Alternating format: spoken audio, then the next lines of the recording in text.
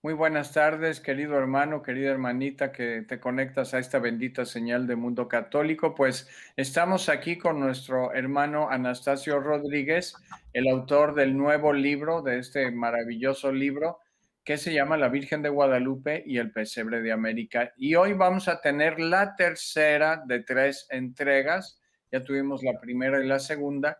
Esta es la tercera y última sobre este maravilloso tema de Nuestra Señora de Guadalupe, pero con la conclusión de lo nuevo que él descubrió en el hecho guadalupano. Y bueno, pues ya sabes, querido hermano, querida hermana, que puedes contactarnos en www.espiritusantoenmovimiento.com para obtener tu ejemplar de este libro. Si te interesa profundizar en esta maravilla de lo que nuestro hermano Anastasio descubrió y que lo hemos estado desvelando, revelando, ¿verdad? Quitarle el velo para descubrir esas profundidades del amor de Dios a través de Santa María de Guadalupe. Anastasio, Tacho, ¿cómo estás? Buenos días, buenas tardes, buenas noches, buenas madrugadas, dependiendo a la hora que vayan a ver este hermoso programa.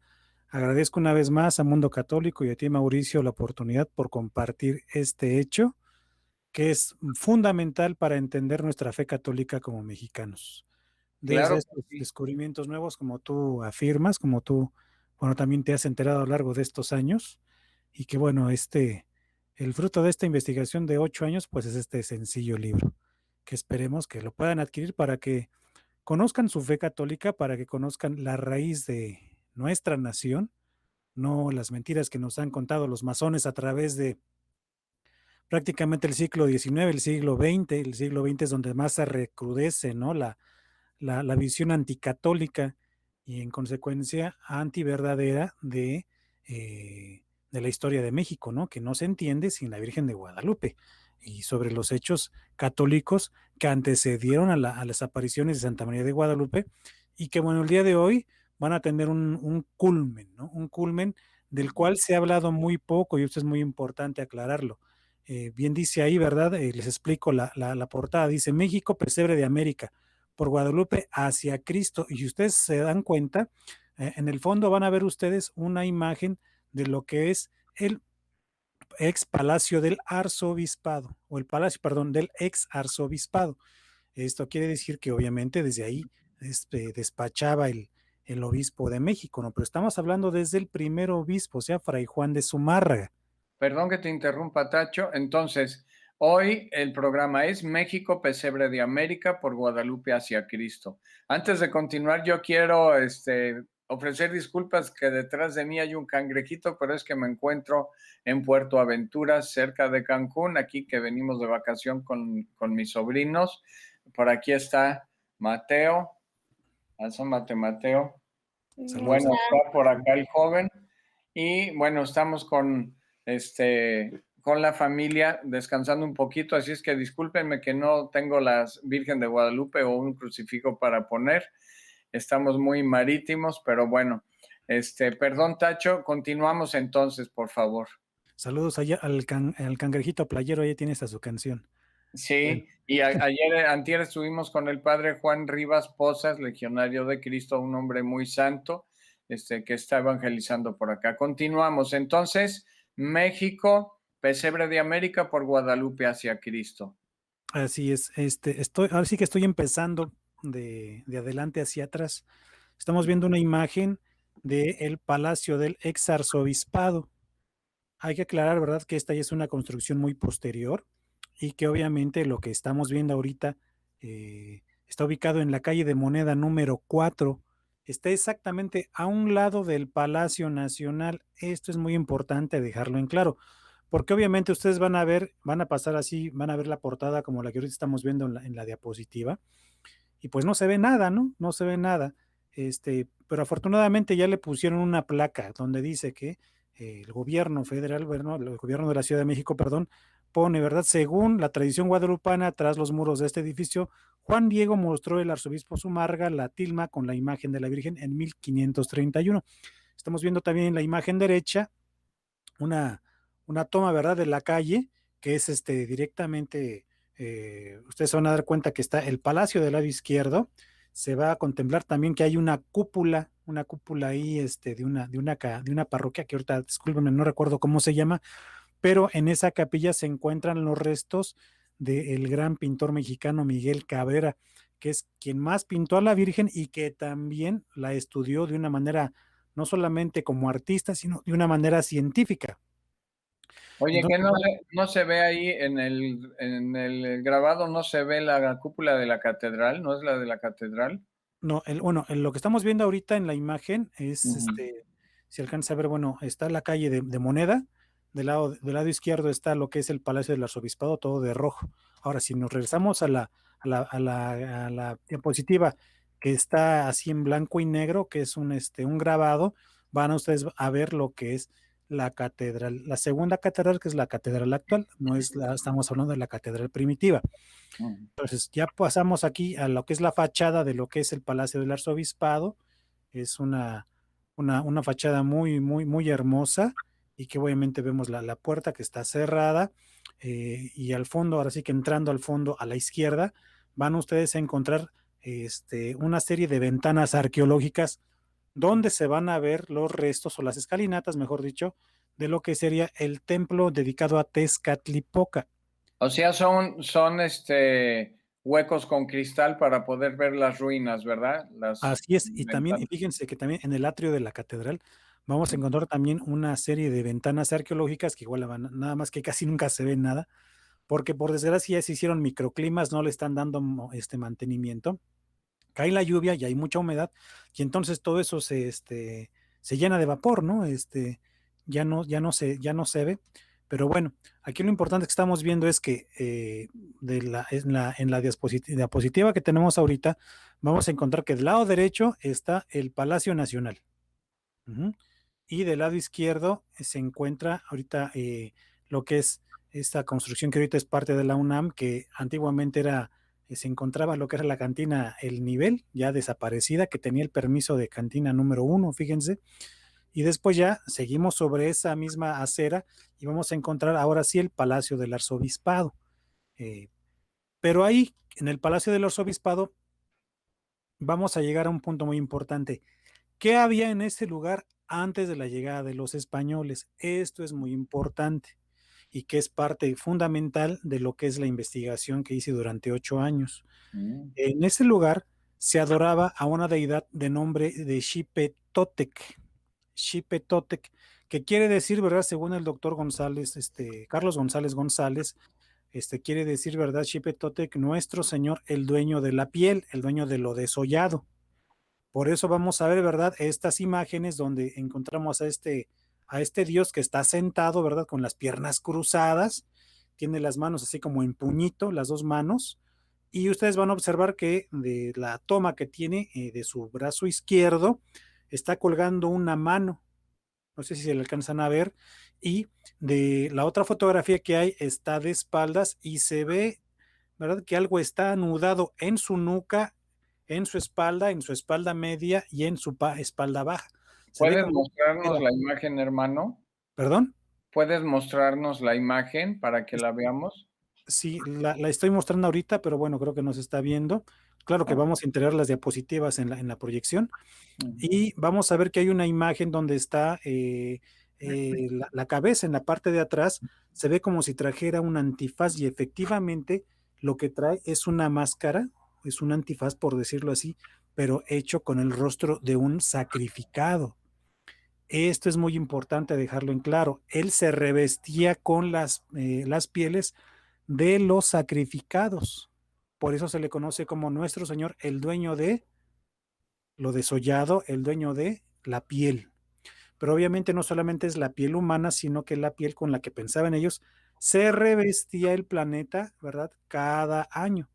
La piel vieja moría en diciembre y en primavera se revestía con la piel nueva. O sea, las estaciones. Exactamente. Entonces ellos decían que la piel del planeta, la piel de la Tierra, tenía una piel nueva en primavera, la cual iba envejeciendo y produciendo hasta que se caía esa piel cuando en diciembre, en invierno. en invierno, en enero, en diciembre, enero es cuando se caía esa piel, ya llegaba, ¿verdad? La primavera, lo que es en marzo, y se revestía con esa piel nueva. Entonces, a esa deidad, a ese dios, se le relacionaba con la renovación, con la renovación. Fíjense, esto es muy importante. Ellos pensaban, ¿verdad?, que el hombre tiene que renovarse constantemente, que obviamente la piel que él tenía de niño no iba a ser la misma piel que tenía, ¿verdad?, cuando iba a ser un adulto o iba a ser ya un anciano. Entonces el hombre constantemente se tenía que estar renovando. Entonces, ese Dios, ¿verdad? Si ustedes van a meterse a Google, van a encontrar, ¿verdad?, que buscan ustedes templo de Tezcatlipoca. Bueno, va a salir lo que les acabo de decir, que el lugar donde estaba el templo de Tezcatlipoca está ahorita el museo, que ya es un museo del ex arzobispado, que es el lugar, como ya les mostré en la placa, que ya inclusive lo reconoció el gobierno, donde se da el milagro de la estampación. Esto, calle de Moneda número 4. Hasta ahí vamos bien. Esa es una información muy básica, muy sencilla. Pero ojo, ojo, si ustedes los buscan así, dirán, bueno, tú me estás diciendo que se llama Xipetotec o se llama Tezcatlipoca. Ahí es donde viene el meollo del asunto, ¿verdad? ¿Por qué? Porque yo creo que también nadie había profundizado en ese pequeño detalle. Entonces, para hablar de esto, tenemos que entender lo que es el mito de verdad de los cuatro Tezcatlipocas, porque no solamente es uno, sino que son cuatro. Y el que nos incumbe a nosotros va a ser Tezcatlipoca Rojo. Ok, entonces, Xipetotec y Tezcatlipoca Rojo, ¿es el mismo o no? Es el mismo Dios. Ok, Vamos a ok, encontrar que tiene, va a ser conocido por tres nombres: Tezcatlipoca Rojo, Xipetotec y también se va a llamar Yopi. Yopi se va a llamar.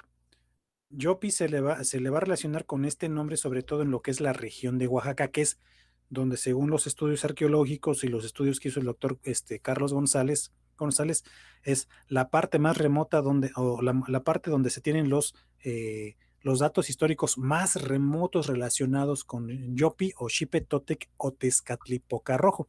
Entonces, de esa zona de Oaxaca se va a importar, ¿verdad?, ese mito, porque recordemos que los indígenas mexicas, cada que iban y conquistaban a un territorio, tomaban el templo mayor de ese territorio, como lo hablamos en la primera plática, y de ahí se traían a ese dios, lo traían como capturado, y entonces le decían al indígena, ¿sabes qué? Tienes que darme su mito, ¿verdad? Tienes que contarme su historia y la manera en la que se tiene que adorar, para que cuando yo lo lleve a mi adoratorio, en el recinto ceremonial mexica, que es el área del Zócalo, del centro histórico, bueno, ciertas calles, que es la calle que está atrás del Templo Mayor o el Palacio Nacional, llega hasta Palma, llega donde termina la calle esta, donde termina el Palacio Nacional y lo que es la calle de Venezuela. Todo ese gran cuadrado era el recinto ceremonial mexica. Entonces los indígenas se llamaban allá a esos dioses y les construían un templo. Pero en el caso concreto del templo de Xipetotec, era uno de los dos templos que flanqueaban al templo mayor. Si nosotros viéramos el templo mayor de frente, sería el templo que se encontraba en el extremo derecho. Ese era el templo de Xipetotec, Tezcatlipoca Rojo o Yopi. Esto es muy importante. ¿Por qué le dan esa importancia a Xipetotec o a Yopi, a Tezcatlipoca Rojo? Porque Tezcatlipoca Rojo va a ser uno de los dioses que, cuando surge lo que es el quinto sol, cuando ya crean nuevamente al hombre, va a ser el dios junto con Quetzalcoatl, que son los que van a tener la fortuna, ¿verdad?, por decirlo así, de ver dónde surge ese nuevo sol, que va a ser por el lado oriente. Entonces, por eso él tenía esa importancia. Entonces, si ustedes se dan cuenta en la imagen que vamos a poner de Xipetotec, según los códices, eh, él siempre va a tener la característica de que se le va a revestir de rojo, por eso se le llama Tezcatlipoca Rojo. Tezcatlipoca Rojo, y es el Señor, o nuestro Señor, el dueño de la piel de lo desollado. Es parte fundamental porque también se le relacionaba con el maíz, ya que ellos, recordemos que para poder hacer la masa tenían que nixtamalizar el maíz, o sea que era remojarlo en cal, ¿verdad? Y con agua y cal para que se le cayera la piel. Por eso también se le relacionaba con el maíz, ya que el maíz es el principal sustento de los mexicas. por eso es también uno de los dioses de los sustentos. Es aquel que hace posible el proceso de nixtamalización. ¿Para qué? Para que el maíz sea comestible. O sea que, o sea que este dios en cuya liturgia se utilizaba piel humana, que el sacerdote se recubría de piel humana, significa cambio de piel, o sea, cambio de vida, un cambio de vida. Un cambio de vida, y esa es lo más interesante, que es lo que vamos a llegar ahorita, Mauricio, que es la Ok. justificación de por qué la Virgen de Guadalupe se aparece ahí. Ah, Recordemos que se aparece en el Tepeyac por una razón, que ahí se adoraba a una deidad, ¿verdad? Que era una diosa madre, que era madre de todos los dioses, que era madre de todos los hombres, ¿sí? Pero entonces, ya los indígenas relacionaban al cerro del Tepeyac con Coatlicue, que era la que se reviste, ¿verdad? De la falda de serpientes, que es el significado de la palabra Coatlicue, y que los indígenas ya hacían peregrinaciones y ya le llevaban flores, pero ojo, también hacían sacrificios humanos, ¿eh? Cuidado. Entonces, los indígenas relacionaban al Cerro del Tepeyac con un lugar de una manifestación de un amor maternal divino. Por eso es que la Virgen de Guadalupe, ojo, se aparece en la cima del Cerro del Tepeyac, pero pide el templo no en la cima del Cerro del Tepeyac, sino que lo pide abajo. Lo pide abajo en el lugar, ¿verdad?, donde se encuentra ahorita lo que es la capilla de indios. Ahí es el lugar que ella señala. ¿Por qué no lo quiere arriba? Porque lógicamente, como yo les he dicho, la pedagogía de Dios es perfecta y no va a querer, ¿verdad?, que a la Virgen de Guadalupe se le relacione con la antigua diosa y que no se relacione con los sacrificios humanos. Cuidado con eso. Entonces, y ojo, porque mucho indigenista radical se quiere agarrar de eso y quieren hacer un falso sincretismo y una falsa idea de la Virgen de Guadalupe que nada tiene que ver, ¿verdad?, con las deidades indígenas. La única relación que tiene es que la Virgen de Guadalupe toma un lugar que ya se relacionaba con un amor materno divino. Pero bien, en ese lugar ella viene a mostrar a quién, al verdaderísimo Dios por quien se vive. claro. Ojo, va a suceder exactamente lo mismo con este lugar que como que no se le ve relacionado, porque si nosotros hablamos de Tezcatlipoca, por lo regular o por lo general se le va a relacionar con el Tezcatlipoca negro, que va a ser el hermano gemelo contrario, ¿verdad? A Quetzalcóatl, que era su gemelo contrario. Se vestían igual, se veían igual, pero ojo, Tezcatlipoca negro va a ser un dios, ¿verdad?, que tiene más características de un demonio, como yo antes lo había dicho en otro programa, y que es el que le trae enfermedad a los, ¿cómo se llama? A los indígenas, les da riqueza, pero también se goza en quitarles eso que les dio, y y se goza en verlos sufrir. Entonces, entrarles enfermedades. Entonces, va a ser un dios que se goza del dolor de los indígenas. O Que va, sea, un dios, una especie de dios castigador y revanchista, ¿no? Exactamente, como un Dios con un poco inclusive resentido social, por decirlo así, ¿no? Que goza con Ah, el dolor y que sí le da la riqueza, pero le goza verlos otra vez en mala situación o inclusive trayendo la enfermedad o muerte. Por eso va a ser todo lo contrario que hace Quetzalcóatl. Ojo, entonces por eso yo entiendo, por lo que investigué, que muchos o pocos historiadores no se habían tenido la relación, ¿verdad? Porque con este lugar, porque relacionaban a el templo de Tezcatlipoca, pero con el Tezcatlipoca negro. Ojo, no con el Tezcatlipoca rojo, que es completamente distinto. Eso es lo que marca la diferencia de toda esta investigación. Cuando yo me metí a estudiar todo esto, me di cuenta que todos iban por el Tezcatlipoca negro y no, ojo, repito, el Tezcatlipoca rojo. ¿Sí? Entonces, el Tezcatlipoca rojo, que va a ser Xipetotec, que va a ser Yopi, va a ser el que va a ver cómo surge el nuevo sol, el quinto sol, ¿verdad? Junto con Quetzalcóatl. Son los que adivinan que van a tener la fortuna, según cuenta el mito, de que ven cómo surge el sol por el oriente. ¿Sí? Entonces, por eso le dan ese privilegio, ¿verdad? Junto con Quetzalcóatl. Ojo, en ese predio, en ese templo, ¿verdad? Se llevaba a cabo una fiesta que se llamaba Tlacaxipehualistli. Sí, yo sé que suena complicado, ¿verdad? Tlacaxipehualistli, que va a ser la ceremonia del rayamiento. La ceremonia del rayamiento. ¿En qué consistía esta ceremonia? Esta ceremonia consistía en que hacían una gran piedra redonda. En esa piedra redonda ellos ponían a un guerrero, ¿verdad? Que va a ser de los capturados. Le daban unas armas como de juguete, por decirlo así, y lo ponían a batallar contra 5 guerreros que estaban completamente bien equipados, que eran de los mejores guerreros y que representaban a esos dioses, ¿verdad? Perdón, a cada uno de los soles previos al quinto sol. O sea que era una manera de representar un Nahui Olin.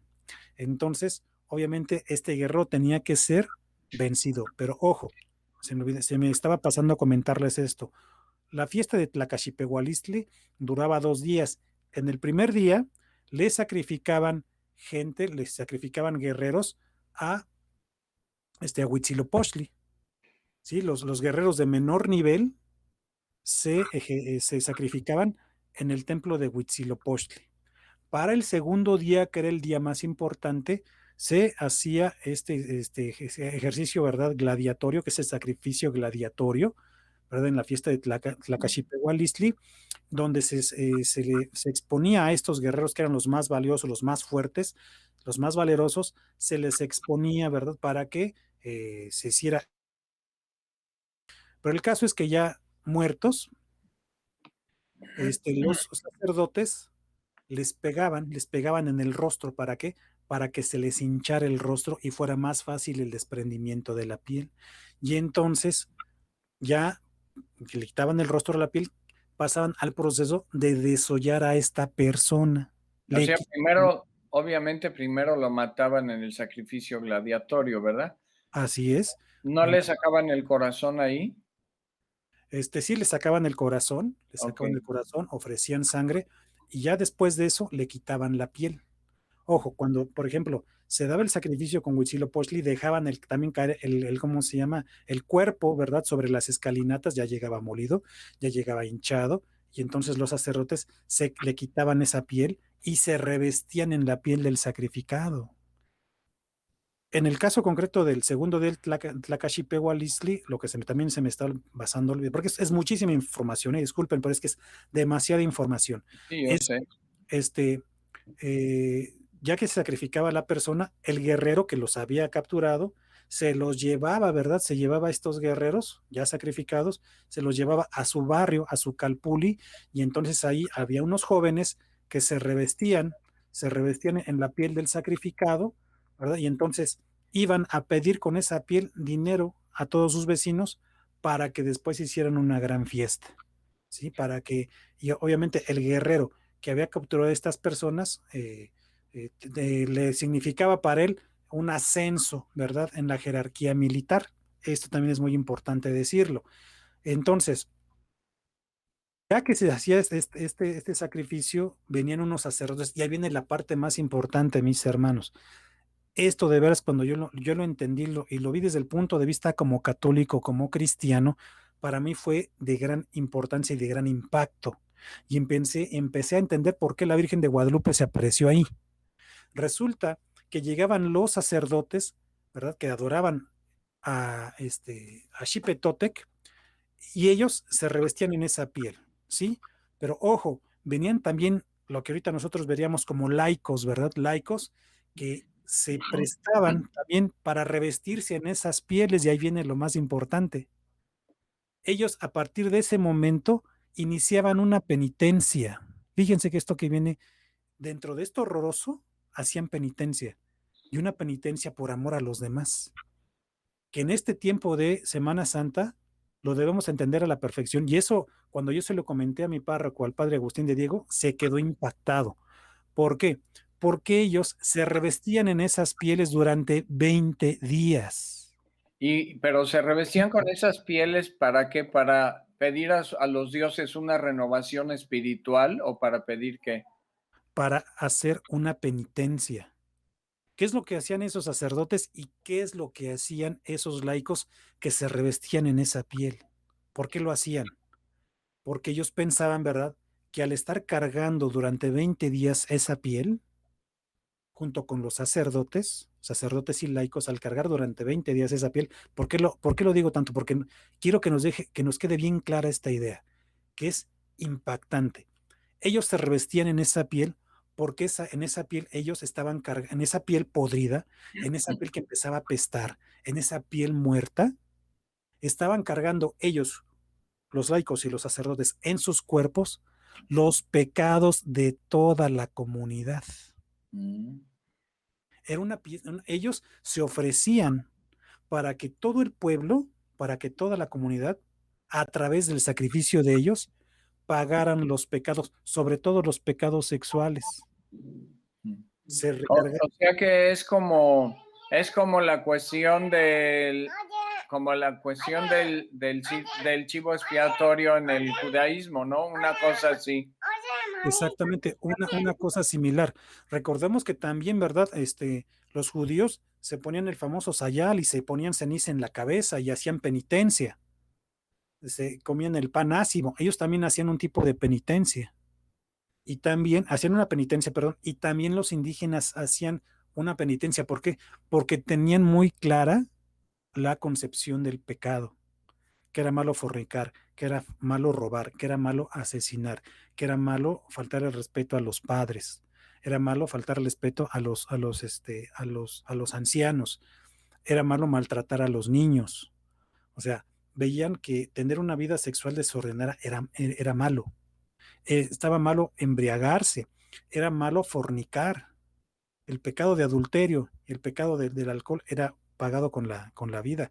El pecado de la homosexualidad, como se los dije la vez anterior, los empalaban, ¿verdad? Les metían un palo por el ano que salía por la boca. Eran muy conscientes, ¿verdad?, de que debían tener un orden social para que ellos, a través de ese orden social, a través de ese orden moral, pudieran tener un progreso.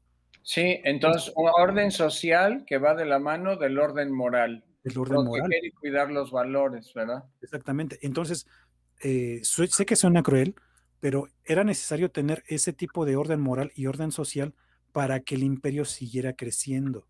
Si nosotros como mexicanos queremos que México crezca y salga de este bache, de este atolladero en el que estamos, debemos tener un orden moral que va a derivar en un orden social, pero un orden moral cristiano que por desgracia ese orden moral es el que ahorita ya nos lo quieren cambiar, ¿no? Debemos tener cuidado con eso. Entonces, si no hay un orden moral, que no atente contra la naturaleza humana, ellos tenían una ceremonia donde decían, bueno, todas estas personas que se ofrecen como voluntarios, más aparte de los dioses adoradores de Xipetotec, van a cargar durante 20 días con esos pecados, van a cargar con esos hechos de muerte, que es lo más extraordinario. Entonces, imagínense, al final de esa festividad, al final de esos 20 días, porque ese proceso duraba 20 días, al final de esos 20 días, ya como hedían las pieles, apestaban las pieles horrendo, horrendo. Entonces, al final de esa festividad, al final de esa, de esos 20 días, tenían una ceremonia, ¿verdad? Que consistía en el enterramiento de la piel. Salían los sacerdotes junto con esos laicos que se habían revestido y habían hecho la penitencia durante 20 días y se paseaban hacían una procesión por toda la ciudad, ¿verdad? Y entonces la gente, pues los acompañaba, ¿no? Los que eran muy valientes. La mayoría de la gente se hacía a un lado. ¿Por qué? Porque le recordaban a través, el objetivo de esa penitencia era que recordarle a toda la sociedad, a toda la comunidad, que eso que apestaban eran sus pecados, que ellos estaban cargando con la peste del pecado. Entonces, los acompañaban con flores y con grandes inciensos, ¿verdad? Y había mucho incienso, mucha flor, ¿para qué? Para que se aminorara esa peste. Llegaban entonces, sí, a la cima del templo de Xipetotec, a esa cima se le conocía como Yopico, y entonces sí, se quitaban esas pieles, se enterraban, hacían una oquedad, un hueco, ¿verdad? Y ahí metían esas pieles. Y entonces ya los penitentes se bañaban, los bañaba la misma gente y les pasaba muchas flores y mucho incienso. Pero ojo, ¿por qué las flores? Las flores no solamente eran el aroma de las flores no era solamente para contrarrestar la peste de la piel, sino que bajo el mito, ¿verdad?, de los indígenas, el origen de la flor es muy importante, porque hay una diosa que se va a llamar Xochiquetzal, Esa diosa es diosa del arte, pero también estaba relacionada con la sensualidad. Pero ojo, con una sensualidad no tan promiscua, ¿no? Porque aparte había otra diosa que era dedicada a la promiscuidad. Entonces, Quetzalcóatl manda un murciélago, ¿verdad? Para que se le manifieste a esta diosa Xochiquetzal y tenga ahí un contacto sexual. Y entonces este murciélago arranca, ¿verdad? Le arranca el himen, le arranca la virginidad y se la lleva a Quetzalcóatl. Arroja ese pedazo de carne y arroja su semen. Y entonces lavan ese himen y del agua que arrojan de haber lavado ese himen, porque es muy apestoso, porque para los indígenas la parte íntima de la mujer es una parte muy sucia, pensaban ellos llena de pecado, entonces lavan ese pedazo de carne, ese himen, y del agua que arrojan, ¿verdad? Surge la flor, pero son flores apestosas, huelen horrible. Pero entonces Quetzalcoatl manda, ¿verdad? eh, a ese murciélago lo manda al inframundo, que es todo lo contrario, ¿verdad? A lo que sucedía, lo que aquí estaba bien, allí estaba mal, lo que aquí olía horrible, allá olía bien.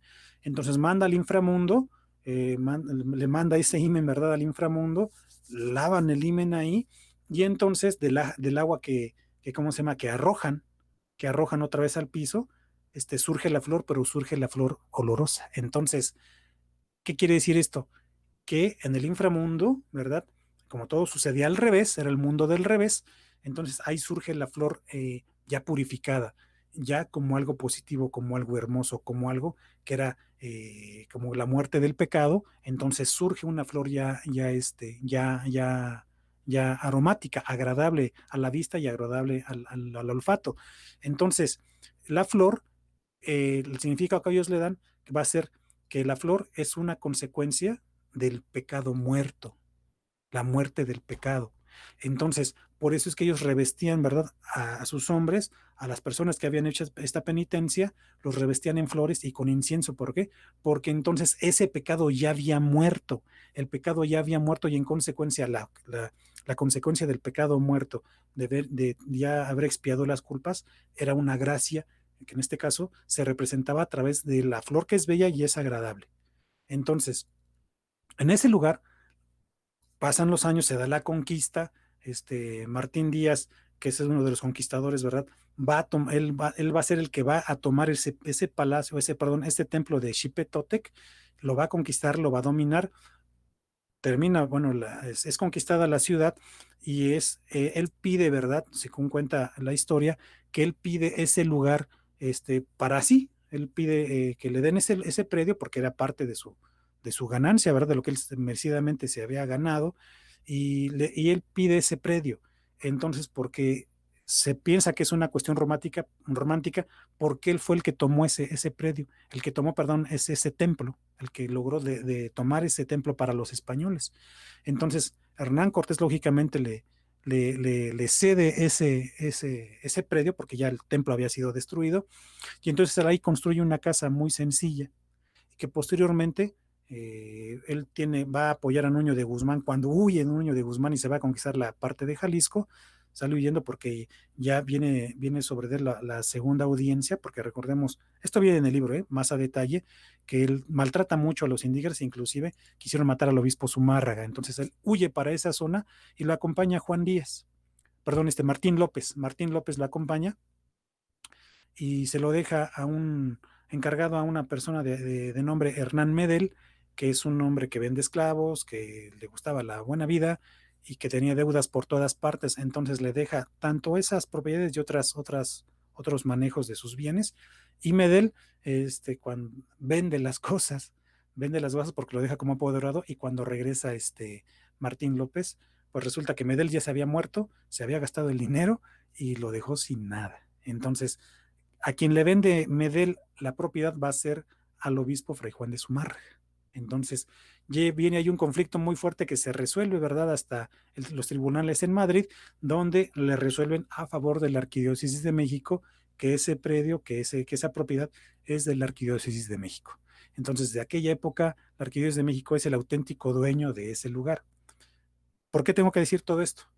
Porque cuando se aparece la Virgen de Guadalupe, ¿verdad? Va a ser en el llamado, en las casas de Fray Juan de Zumárraga, las casas de Fray Juan de Zumárraga, así se les llamaba antes, no se les llamaba palacio.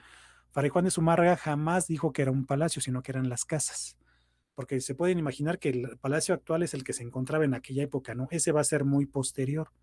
Se hace una descripción y la casa, fíjense que eso es también muy importante, pues requería de muchas reparaciones, estaba cayendo a pedazos.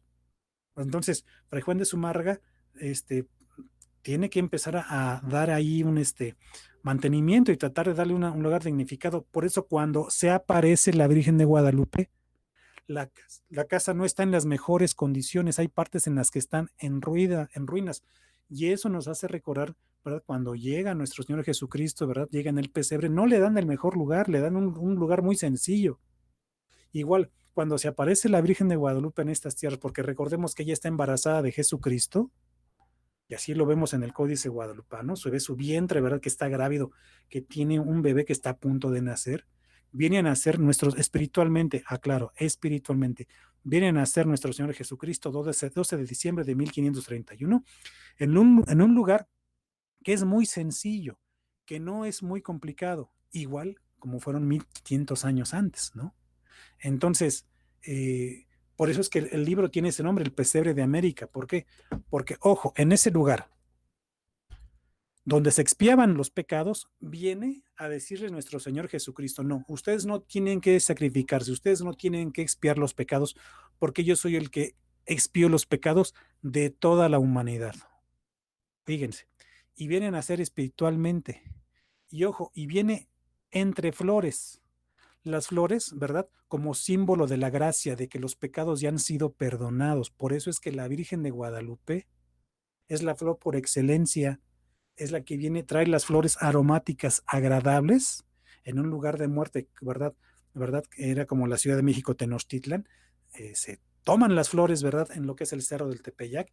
Flores, como dice el Nican Mupogua, en un lugar donde no crece nada más que nopales, aguizaches, ¿verdad? Porque era una zona semiárida, y resulta que va Juan Diego con esas flores, se las lleva, ¿verdad?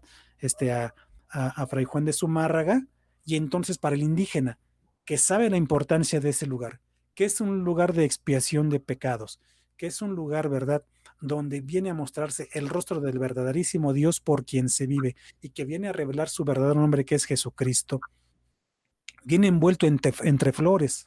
¿Por qué? Porque el pecado ha muerto, el pecado indígena ha muerto, el pecado indígena ya tiene una redención permanente a través de aquel que vino a dar la sangre y a redimir los pecados de toda la humanidad. Le está diciendo, indígena, hombre de estas tierras, tú no tienes por qué cargar con tus pecados porque yo soy el que cargo con los pecados, no solamente tuyos, sino de toda la humanidad entera. Viene a dar en Entonces, ese lugar una dignificación ujú. que jamás en la historia de la humanidad se ha visto otro lugar donde se dé tal manifestación de la misericordia de Dios.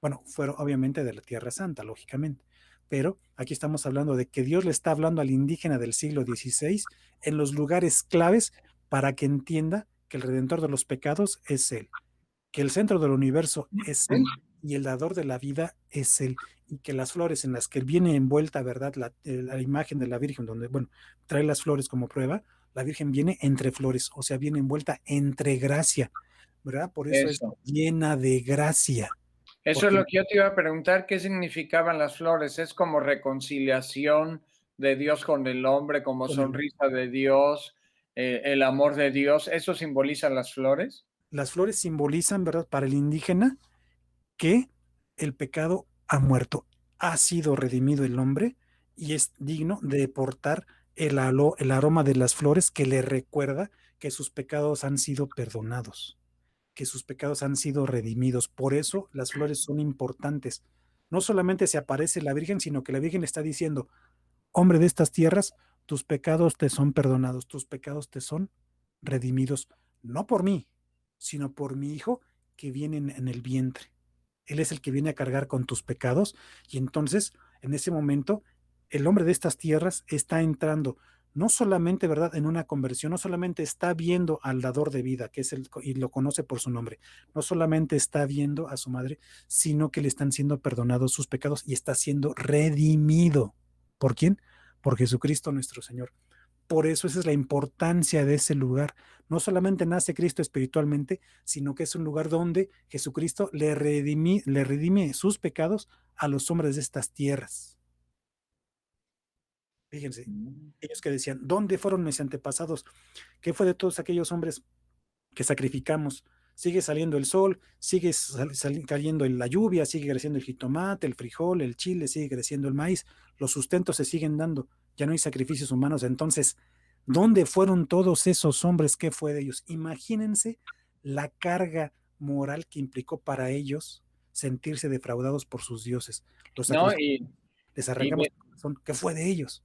y descubrir que todos esos sacrificios humanos de cientos de miles de personas, literalmente a través de más de 2 siglos, no sirvieron para nada, No sirvieron para nada y para entonces nada. Ujú. pensaron, ¿qué hicimos? ¿Qué fue de ellos? ¿Los matamos?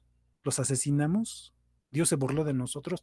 Imagínense el conflicto espiritual que ellos tienen en ese momento, que es un conflicto inmenso. No lo podemos entender nosotros. Tal vez lo podemos entender los católicos ahorita desde el hecho de que se están asesinando bebés antes de nacer. Pero ahí no solamente eran bebés, eran mujeres, niños, o sea, la muerte de tanta gente, la muerte consciente de ellos, de tanta gente a lo largo de 2 siglos, por parte de los mexicas, ¿eh? Pero ojo, había culturas, ¿verdad?, que hacían sacrificios humanos desde muchísimo antes de la existencia de los mexicas. Entonces, toda esta tierra que se llenó de muerte durante siglos, no solamente 2 siglos, más siglos, pues vino, ¿verdad?, la Virgen de Guadalupe a limpiar este lugar. Cristo vino a redimirlo y vino a decirles, yo vengo a cargar con los pecados, no solamente de los mexicas, sino de todos los hombres a lo largo de los siglos, y también vino a decirles, están en gracia conmigo, por eso viene la Virgen y viene Cristo, no solamente la Virgen, sino que también viene Cristo entre flores, porque la flor es una manifestación de la gracia, de que tus pecados te han sido perdonados, y como tus pecados te han sido perdonados, yo les recuerdo a mis hermanos, cómo nos sentimos después de haber hecho una muy buena confesión, cómo nos sentimos después de confesarnos muy bien. Nos sentimos libres, y somos en ese momento ya gratos, ¿verdad? Después de haber hecho la penitencia y todo esto, somos ya gratos, ¿verdad? En olor y en presencia a Dios nuestro Señor. Nos recibe gratos, dices, mis hijos vienen limpios, mis hijos vienen sin suciedad, se han limpiado, somos gratos en ese momento a Dios nuestro Señor. Por eso es que las flores, ¿verdad?, le mostraban al hombre que era grato, ¿verdad?, a sus dioses, dentro de su contexto, claro está, que eran gratos, que se habían quedado libres del pecado y que ya no apestaban sus pecados, sino que su esencia de ellos ya era agradable como la flor. Por eso la importancia de la flor. Entonces, Cristo, el dueño de la flor, junto con Santa María, que es la llena de gracia, le viene a decir a sus hijos, son gratos a mi presencia.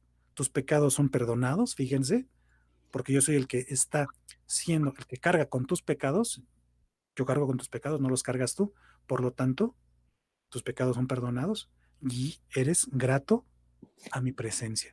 Por eso las flores. Esto es maravilloso, esto es extraordinario, hermanos. Esto yo lo entendí, lo descubrí, me costó mucho trabajo, mucha lectura, mucho estudio, mucho discernimiento y mucha oración y Eucaristía, ¿eh? Cuidado, porque no solamente es ponerte a leer, no, tienes que hacer oración, tienes que llevar tu misa, llevar tu rosario, hacer oración para que Dios te abra tu entendimiento, tu discernimiento, ¿verdad? Y entonces, por eso es que yo entiendo que la Virgen de Guadalupe se tiene que aparecer en ese lugar. ¿Para qué?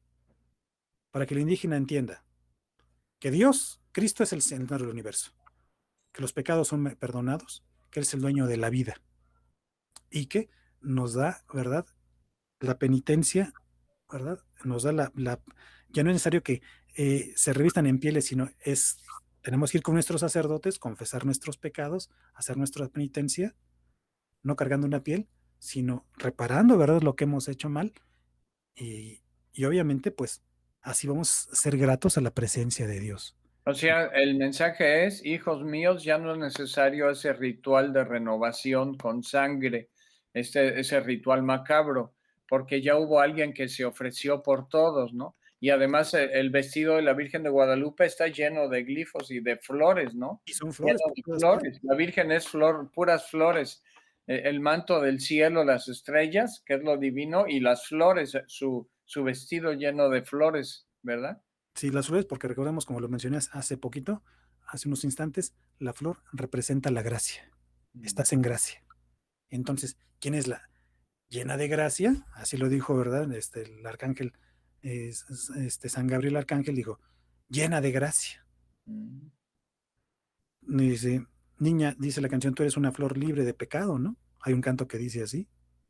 Entonces, la flor, fíjense, desde ese momento la flor, para el indígena también representa la gracia, lo que está libre de pecado, lo que está libre de muerte, lo que es grato a los ojos de Dios. Por eso No, la Virgen de Guadalupe se aparece entre flores.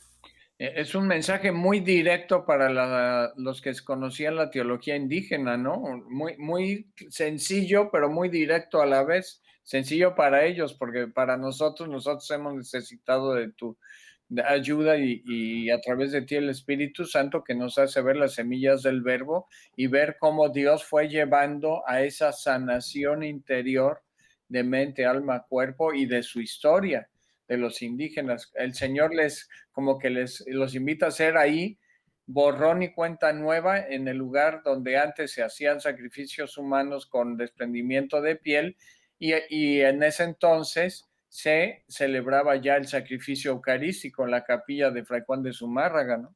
Entonces, imagínate, llega al lugar donde está viviendo Fray Juan de Zumárraga, donde él hace oración, donde él despacha los asuntos, se da el milagro de la estampación, llega Juan Diego, ¿verdad?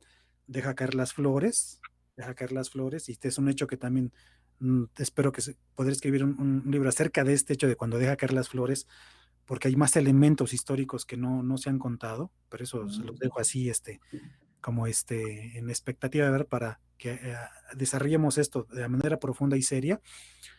Y entonces se queda ahí en el oratorio de Fray Juan de Zumárraga y después de ahí la imagen va a ser llevada a la primitiva catedral, donde va a permanecer ahí, ¿verdad? Hasta que se termina de construir la primera ermita que está en el interior, al fondo a la derecha de lo que es la actual capilla de indios. Entonces, se va a trasladar la imagen de ahí, de la primitiva catedral, a la capilla de indios. Entonces, va a permanecer ahí algunos días y entonces también es otro punto que tenemos que ver, que también vamos a desarrollar posteriormente en otra investigación, que hay información, pero falta todavía hay algunos huecos que ya sé cómo se van a rellenar porque ya tengo la información, donde se habla de la historia de la Virgen de Guadalupe en la Catedral Metropolitana.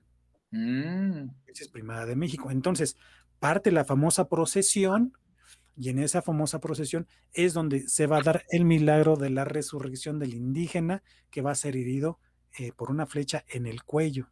Se toma el cuerpo del indígena, se pone a los pies, ¿verdad?, de la imagen de Santa María de Guadalupe, se hace oración, se le extrae la flecha del cuello y entonces resucita. Y este milagro va a ser no solamente ante el obispo Zumárraga, no solamente ante los misioneros, va a ser ante los españoles y ante los indígenas, y este va a ser un gran detonante para que los indígenas no solamente ya entienden lo que apareció en la tilma, no solamente conocen el testimonio de San Juan Diego, no solamente conocen el testimonio de Fray Juan de Zumárraga y de Juan Bernardino, no solamente ya entendieron por qué la Virgen de Guadalupe se apareció en el Cerro del Tepeyac y se da el milagro de la estampación en el lugar de la redención para los indígenas, que era muy importante, sino que va a haber un milagro de resurrección. Todo esto va a suceder, ¿verdad? El milagro de la resurrección, 26 de diciembre de 1531. O sea, es el signo externo de algo que estaba sucediendo con todo el pueblo de la recién fundada Nueva España, una resurrección espiritual, psicológica, histórica y de todo tipo, ¿no? Total, y que se ve coronada, por decirlo así, ¿verdad? Por el primer milagro de la Virgen de Guadalupe a través de la imagen, ojo, a través de la imagen. El primer milagro de la Virgen de Guadalupe a través de la imagen va a ser un milagro de resurrección. Resurrección. Fíjense, esto para los indígenas es importantísimo, es de gran impacto porque van a entender ellos que el dador de vida, porque ese es un concepto, ¿verdad? El verdaderísimo Dios por quien se vive, o sea, el dador de vida. Que me gusta escucharlo cuando lo dicen algunos de nuestros sacerdotes en México. El verdaderísimo Dios por quien se vive, que es un concepto indígena que ya lo adoptamos como parte de nuestra identidad como católicos. El verdaderísimo Dios por quien se vive, que es el dador de vida, piensan los indígenas.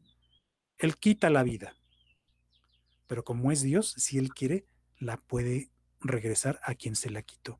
Y entonces ellos lo van a entender, que Por el dador, intercesión de su madre se por hace ese intercesión de milagro de su, resurrección, exactamente, ¿verdad? hace posible que a una persona que estaba danzándole y que accidentalmente, ¿verdad? Porque va la procesión, van soldados españoles lanzando tiros al aire a manera de respeto.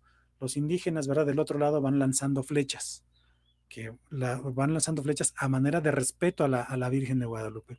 Una de estas flechas cae y se le entierra a un indígena en el cuello. Este indígena lógicamente muere de manera inmediata, se toma su cuerpo, se pone a los pies de la Virgen, se empieza a hacer oración por él, se le arranca la flecha y cuando se le arranca la flecha, este indígena recobra la vida. Mm. Un milagro de resurrección ante miles de personas De primer orden. de primer orden. Entonces todos fueron testigos del milagro de resurrección que ahí sucedió. ¿Cuántas personas? No lo sé.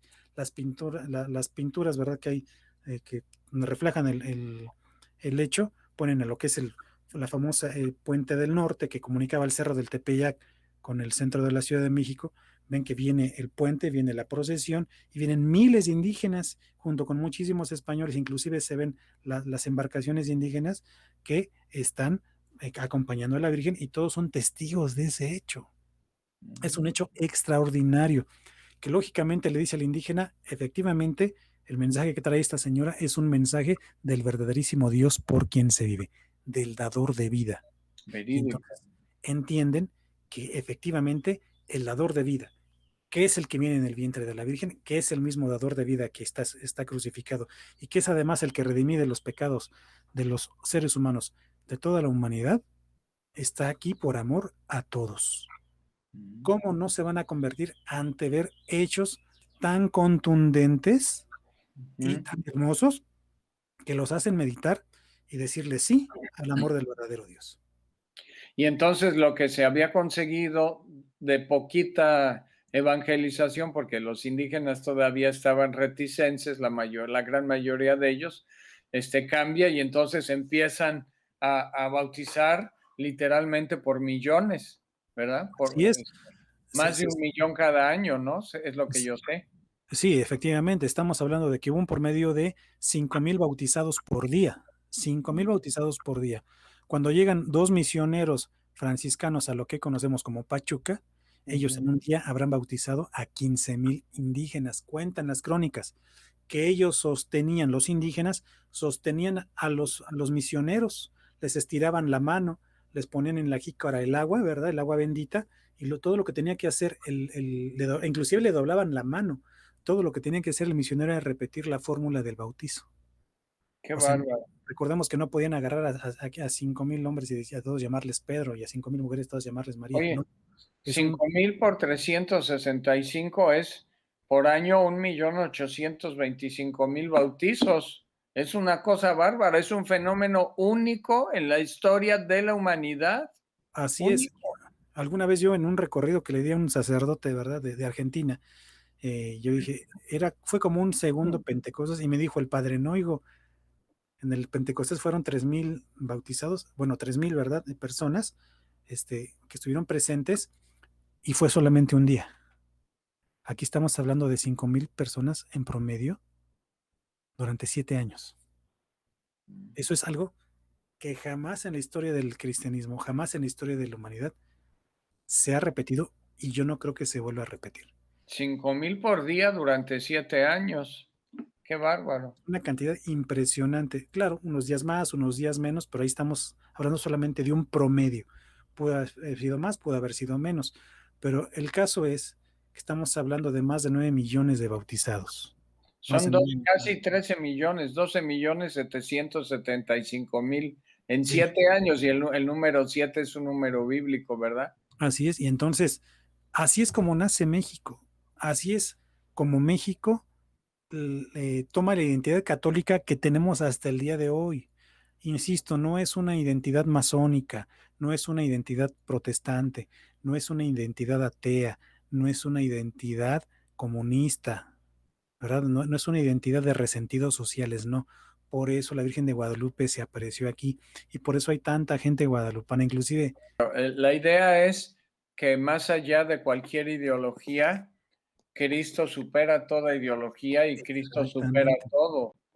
porque al Eh, final de cuentas la semilla del verbo es más poderosa que cualquier ideología política, Ujú. porque todos en nuestro corazón estamos llamados, aunque seamos ateos masones, estamos llamados a regresar al Padre. Y nuestro corazón nos lo dice, la semilla del verbo no la podemos acallar, hermanos.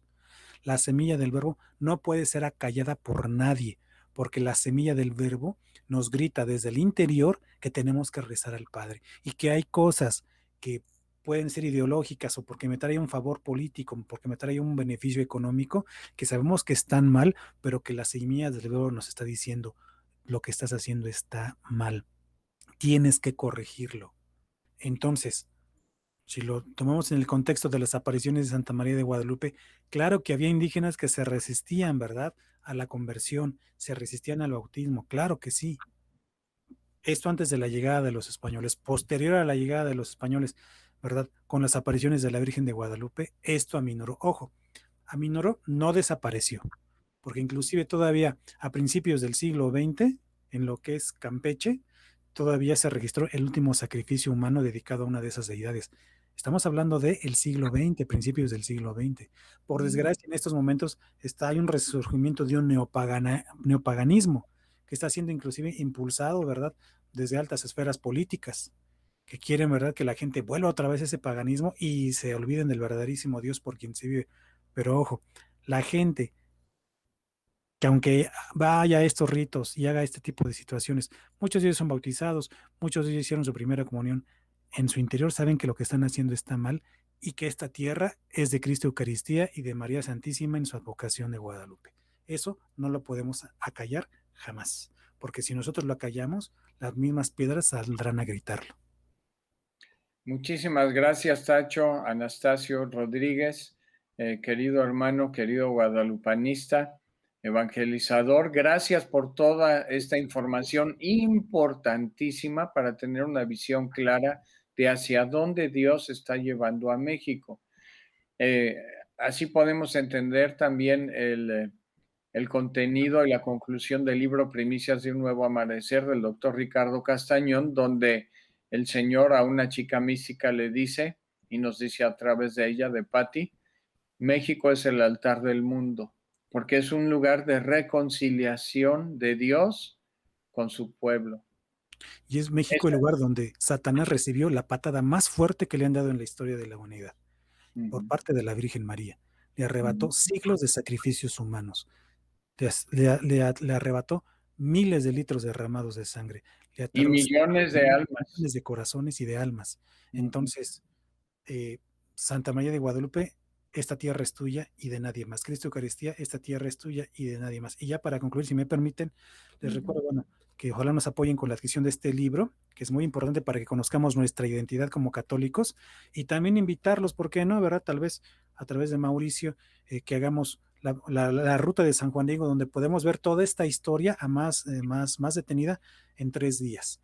En 3 días, con grupos pequeños, tal vez de 8 o 10 personas que estén interesados, ¿verdad? Ahí pueden preguntarle a Mauricio o directamente conmigo al 55 27 78 99 98 para que hagamos la ruta de San Juan Diego. Podemos hacer una ruta con un grupo reducido, un grupo pequeño, pero yo les aseguro, mis hermanos, que esos 3 días de conocimiento guadalupano profundo no lo encontrarán en ninguna otra parte y sobre todo en los lugares donde se da la historia de Santa María de Guadalupe. 3 o 2 días se puede hacer, Puede ¿verdad? ser en 3 o en 2 días, dependiendo, Bueno, ¿verdad? entonces me robaste la idea y las palabras, Sacho. Es muy importante, hermanito, hermanita, que recuperemos el sentido de nuestra historia en los mismos lugares donde sucedió todo. Si tú quieres estar en estos lugares santos, donde estuvo la tilma en Nuestra Señora Guadalupe, donde ella se apareció, etcétera, te invitamos a hacer la ruta de San Juan Diego y asimismo adquirir el libro, este bellísimo libro que es la Virgen de Guadalupe y el Pesebre de América, que tiene un costo de solo 200 pesos. Hay envíos dentro de la Ciudad de México, zona metropolitana o a cualquier parte del país o incluso a Estados Unidos. Y en el país tenemos convenio con una compañía de tal modo que sale muy económico el envío. Entonces, no te quedes sin leer esta belleza del libro y además, si tú quieres hacer la ruta de San Juan Diego con nuestro hermano Anastasio en 2 o 3 días con un grupito pequeño de personas que puedes organizarte con gente de tu parroquia, repítenos despacito, Tacho, tu celular, despacito. 55 27 78 99 98. Otra vez, por favor. Claro que sí, 55 27 78 99 98. Y también si quieren que tengamos alguna conferencia vía Zoom o Eso. presencial aquí en la Arquidiócesis de México, y ya podemos ir a algunos templos con mucho gusto. Y si no, virtual, Y si no, alguna virtual que organicen un grupo virtual y ya te contacten, o presencial en cualquier parte de la república puede ser, ¿no? Si así es, te claro que invitan. claro. Y yo había comentado, Tacho, que esta era la tercera de 3 entregas, pero hay un cuarto programa que es testimonial porque con Papo y Liz, unos grandes amigos muy queridos, y con nuestra hermana Alicia del Villar, hemos logrado entrar y filmar dentro de la capilla de indios, en el lugar donde San Juan Diego evangelizó y fue sepultado, un programa padrísimo. Y que entonces va a ser una cuarta entrega o el pilón donde en exclusiva van a tener ustedes, tú, hermanito, hermanita, una profunda explicación e imágenes inéditas, especiales de la filmación en la Capilla de Indios y otros lugares de Basílica que se visitan y otros que no normalmente están abiertos al público. Entonces, en la siguiente entrega, no te lo pierdas, hermanito, hermanita. Y bueno, repetimos que para adquisición del libro en www.espiritusantoenmovimiento.com www.espiritusantoenmovimiento.com.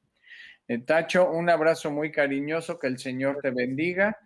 Hermanito, hermanita, mil bendiciones para ti y muchas gracias por habernos acompañado